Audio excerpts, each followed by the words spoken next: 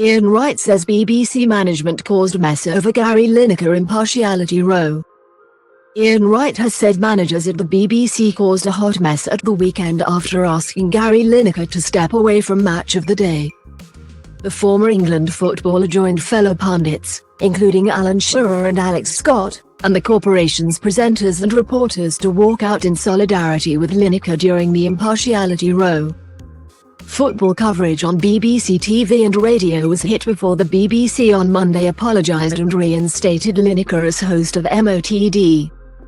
The row was sparked after the 62-year-old former England striker was taken off air for a tweet comparing the language used to launch a new government asylum seeker policy to that of 1930s Germany.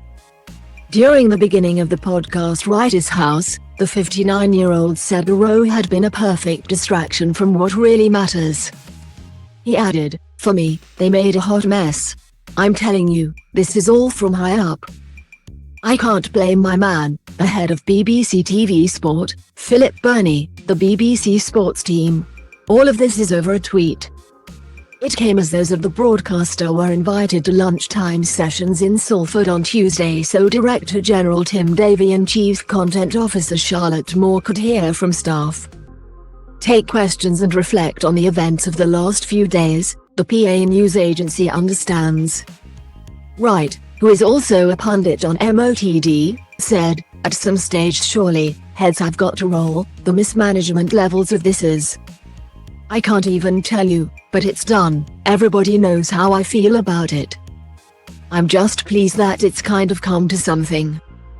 On Monday, staff including sports presenter Mark Chapman returned after boycotting the weekend shows. Mr. Davie has also announced a review of social media guidelines of the broadcaster.